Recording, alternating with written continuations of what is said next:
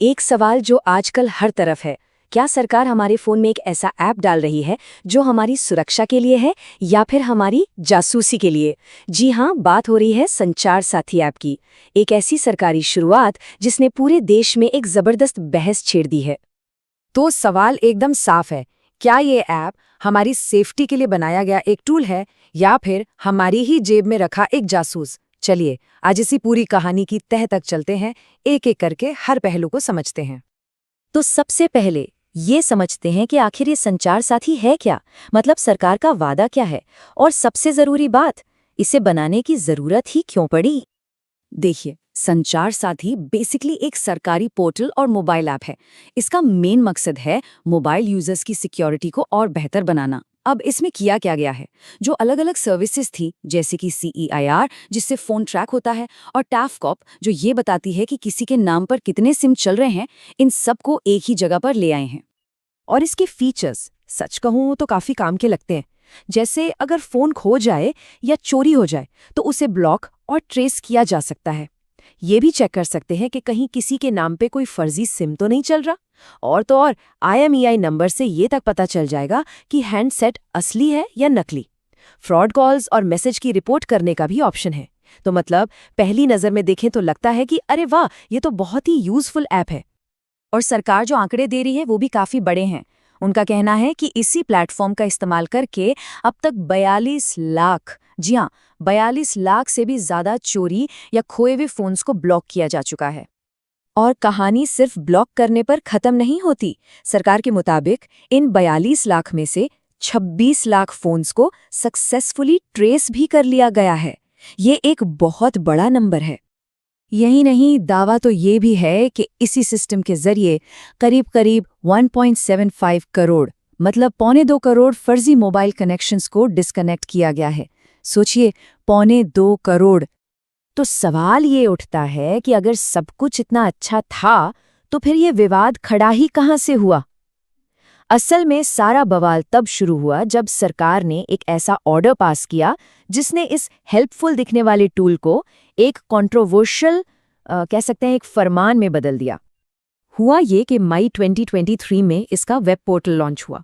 फिर जनवरी 2025 में mobile app भी आ गया।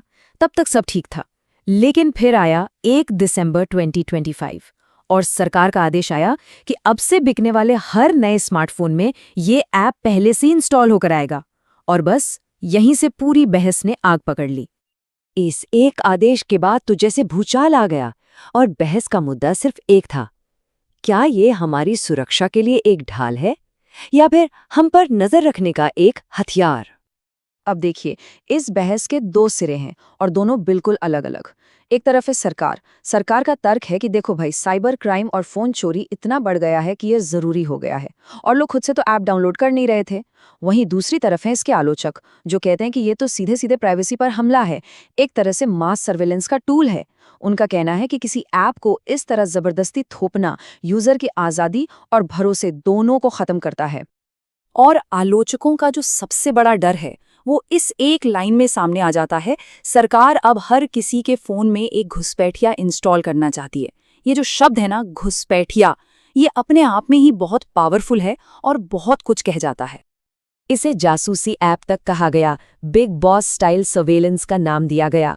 लोगों की चिंता ये भी थी कि ये सिक्योरिटी और सरकारी कंट्रोल के बीच की जो पतली सी लाइन है उसे पूरी तरह से मिटा देगा।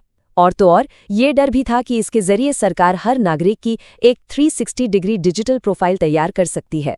और सबसे बड़ा डर कि शायद इस ऐप को फोन से अनइंस्टॉल करना भी मुमकिन नहीं होगा।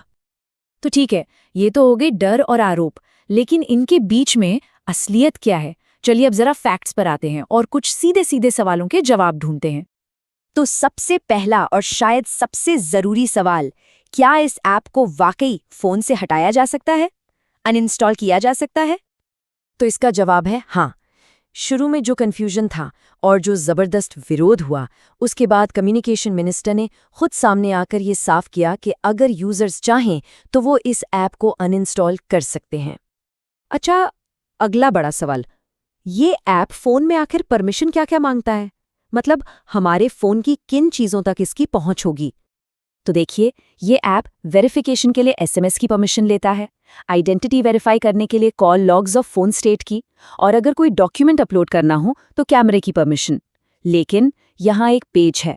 ऐप स्टोर पर देखेंगे तो स्टोरेज और मीडिया की परमिशन भी लिखी हुई है, पर रिपोर्ट्स ये कह रही हैं कि ऐप के लेटेस्ट वर्जन्स में ये परमिशन मांगी ही नहीं जा रही। तो ये थोड़ी सी कंफ्यूजन वाली बात है, एक क्लैरिटी की कमी है यहाँ। और इस पूरी कहानी में एक और बड़ा प्लेयर भी है, एप्पल।